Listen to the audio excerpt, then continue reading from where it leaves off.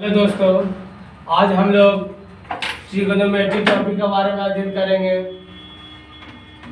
जैसे कि हम लोग देखते हैं कि ट्रिगोनोमेट्री क्या, त्रिकोणमिति क्या है।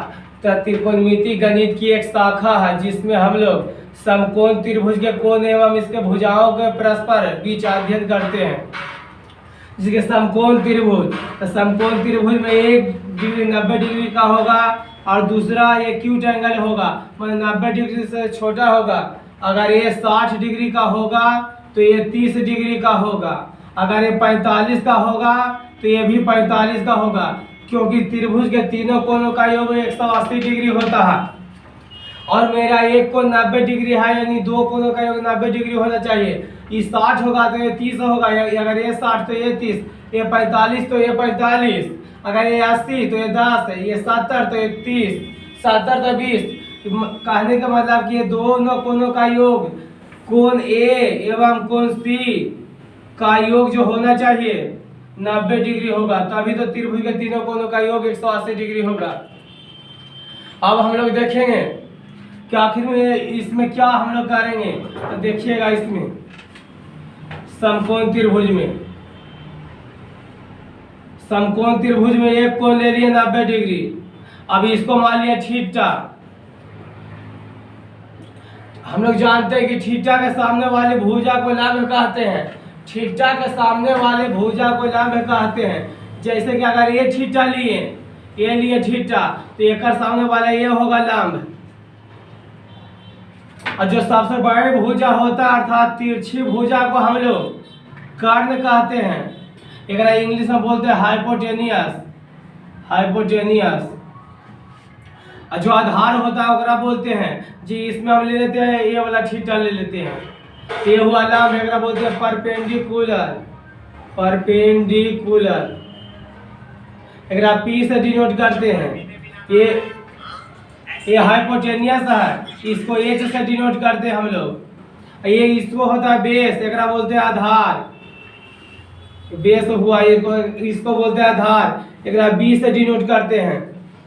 इसमें थेस के चेला एक थे पाइथागोरस, जिन्होंने अपना एक थ्योरम दिए पाइथागोरस, जिसको बोलते हैं पाइथागोरस प्रमेय। इन्होंने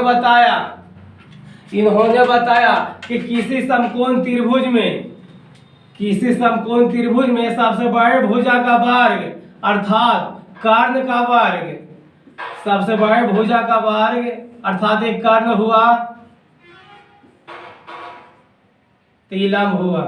एकरा P, एकरा H, एकरा B, कर्ण, लंब, आधार। इन्होंने बताया कि किसी समकोण त्रिभुज में सबसे बड़े भुजा का वर्ग अन्य दो छोटी भुजाओं के वर्गों के योग के बराबर होता है, अर्थात दैट इज कर्ण के स्क्वायर बराबर लंब के स्क्वायर प्लस आधार के स्क्वायर। इसको लिखेंगे h के स्क्वायर बराबर p के स्क्वायर प्लस b के स्क्वायर। इसी पर सभी खेला चलेगा छोटे। अब देखना है जिसके एकरा में और निकालना है, लंब निकालना रहेगा तो कर्ण का स्क्वायर माइनस आधार का स्क्वायर करना है, उसका रूट करना है, इसके ऐसे रह जाएगा p के स्क्वायर बराबर तो h का स्क्वायर माइनस b का स्क्वायर, सिर्फ p निकालना रहेगा लंब, तो रूट अंडर h का स्क्वायर माइनस b का स्क्वायर। ये तो खैर आप लोग कर लीजिएगा। आप देखिएगा इसमें क्या है, जो आप देखिएगा कि इसमें कौन समकोण त्रिभुज का भुजा है, कौन समकोण त्रिभुज का भुजा नहीं है।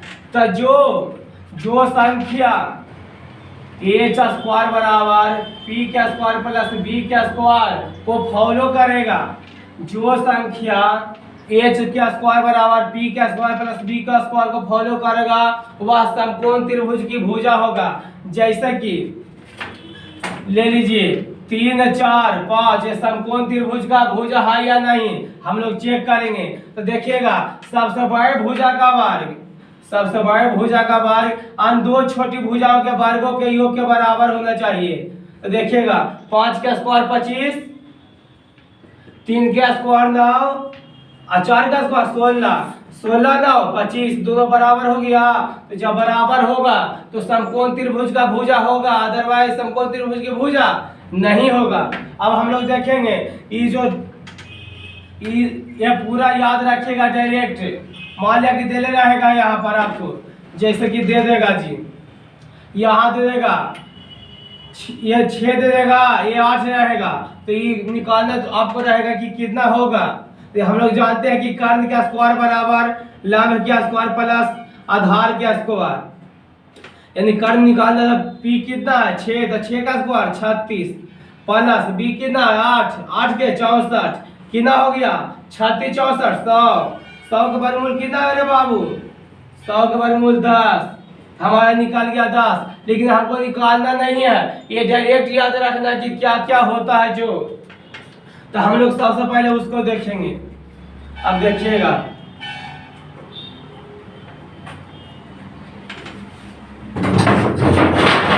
पहला में देखिएगा 3 4 5,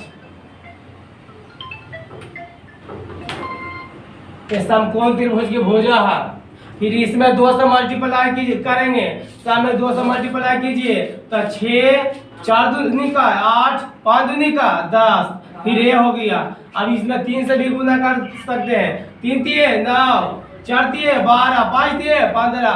तो इसको डायरेक्ट आप याद रखिएगा 3 4 5 6 8 10 9 12 15, ऐसे करके डॉट डॉट डॉट जेते रहेगा जी।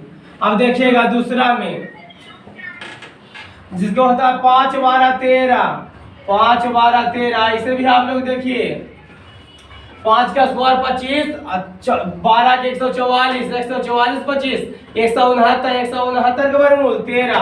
आप क्या नाम एकरा में भी कीजिए, 2 से मल्टीप्लाई कीजिए तो 10 24 26, ये भी याद रखिए। अब ये को जानिएगा तो आगे बता सकते हैं आप लोग। फिर देखिएगा 9 12 15, 8 15 17, 8 15 17, ये भी याद रखिएगा 8 15 17, जिसके 15 का स्क्वायर 225, 8 के कितना 64, कितना हो गया 289, 289 का वर्गमूल 17 आ गया। अब एक में आप मल्टीप्लाई कर सकते हैं 16 30 34।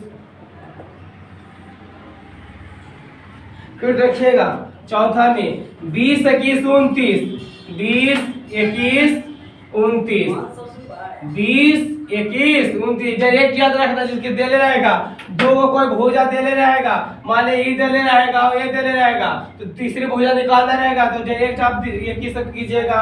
या 20 21 देले रहेगा, कर्ण निकालना रहेगा, सबसे बड़ी भुजा कर्ण होती है 29, आप डायरेक्ट मारिएगा, टाइम वेस्ट नहीं होगा। अब हम लोग देखेंगे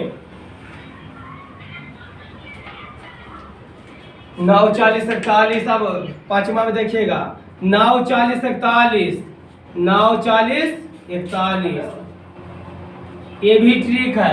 9 40 41, कोई दो को भुजा देले रहेगा, जिसकी 41, सॉरी 9 के वर्गमूल 81 है, इसका दोनों का जोड़ेंगे तो ये 41 आ जाएगा। तो ये डायरेक्ट याद रखना। फिर याद रखिएगा 11 60 61, ये समय डायरेक्ट याद रखिएगा। इसमें तुरंत बनेगा क्वेश्चन, जैसे कि निकालना नहीं पड़ेगा, दो का भुजा देले रहेगा, तीसरा को आप डायरेक्ट मार दीजिएगा। 3 4 5 6 8 10 9 12 15 9 40 41, फिर देखिएगा 11 60 61, 20 21 29, फिर क्या 6 30 34, 8 15 17 10 24 26, 5 12 13, 5 12 13। अब इतना को आप लोग याद रखिएगा। अब हम लोग देखते हैं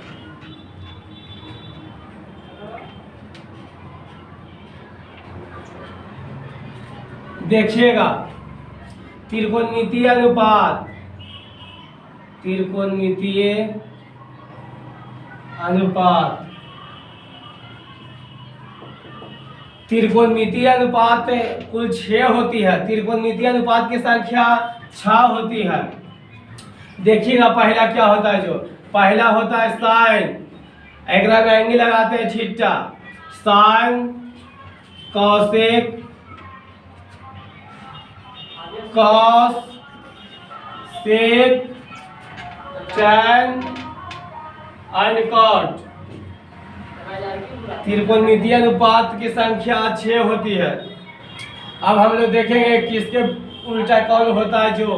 तो देखिएगा बाबू, पहले उल्टा तो होबे करता है। उल्टा से पहले देखेंगे कि साइन थीटा का मान क्या होता है जो। तो साइन थीटा का मान होता है लंब बटा कर्ण, लंब बटा कर्ण, लंब बटा कर्ण। एक लिखते हैं P अपॉन H से, फिर cos, cos थीटा, तो ये होता है आधार बटा कर्ण, आधार बटा कर्ण। एक लिखते हैं B अपॉन H। फिर देखिएगा tan थीटा, tan थीटा होता है लंब बटा आधार, लंब बटा आधार, P बाई B, ये होता है जी। अभी अगर जस्ट साइन का उल्टा होता है cosec, साइन का उल्टा होता है cosec, जो कि हम बताएंगे। तो यह है लंब बटा कर्ण, तो ये हो जाएगा कर्ण बटा लंब, कर्ण बटा लंब, अर्थात H अपॉन P।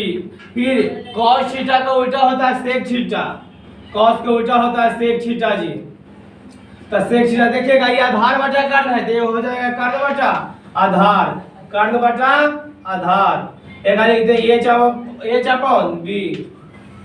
tan का उल्टा होता है cot, अर्थात cot थीटा बराबर क्या, ये आधार बटा लंब बटा आधार, तो हो जाएगा आधार बटा लंब, B अपॉन P। ये आपको त्रिकोणमिति जानने के लिए ये जानना बहुत ही जरूरी है, इसलिए इसको आप लोग याद कीजिएगा। अब हम लोग देखते हैं, आगे देखते हैं जी। जैसे कि देखिएगा किसका कौन इन्वर्स होता है जो। इन्वर्स, इन्वर्स मतलब प्रतिलोम उल्टा। याद रखिएगा साइन, साइन का उल्टा होता है कॉसेक, साइन का उल्टा होता है कॉसेक। देखिएगा आप लोग साइन थीटा का उल्टा होता है कॉसेक थीटा, और कॉसेक थीटा का उल्टा होता है साइन थीटा। जैसे कि हमारे उल्टा है आप, तो आपका उल्टा हम, उसी प्रकार साइन का उल्टा कॉसेक और कॉसेक उल्टा साइन। फिर देखिएगा कॉस थीटा का उल्टा सेक थीटा, और सेक थीटा का उल्टा कॉस थीटा। इसी प्रकार tan थीटा का उल्टा, tan थीटा का उल्टा cot थीटा, और cot थीटा का उल्टा tan थीटा होता है। ये आपको याद रखना होगा। ये याद रखने से अगर sin थीटा की याद है कि लंब बटा कर्ण, तो इसका उल्टा कर्ण बटा लंब, इसका हो जाएगा। cos थीटा होता है आधार बटा कर्ण, तो इसका उल्टा है sec, तो हो जाएगा क्या, कर्ण बटा आधार। फिर tan का उल्टा cot, ये होता है लंब बटा आधार, तो ये हो जाएगा आधार बटा लंब। उल्टा खाली करता है, नीचे वाले को ऊपर, ऊपर वाले को नीचे। अब हम लोग देखेंगे फार्मूला।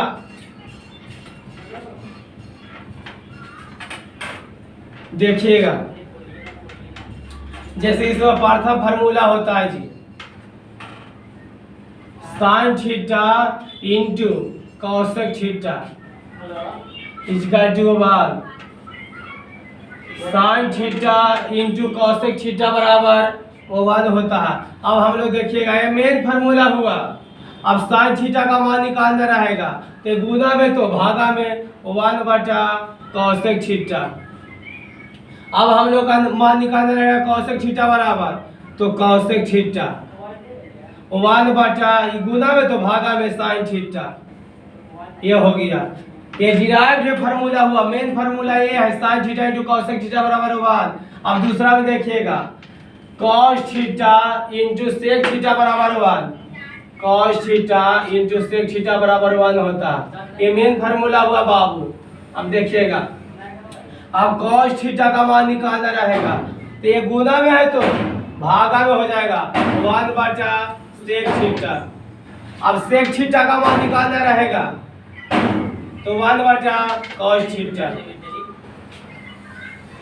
अब तीसरा फार्मूला देखेंगे हम लोग, tan theta into cot theta बराबर वन। अब एक में क्या करेंगे, tan थीटा का मान निकालना रहेगा, वन बटा cot थीटा, और फिर cot थीटा निकालना रहेगा, तो ये गुना तो भागा वन बटा tan थीटा।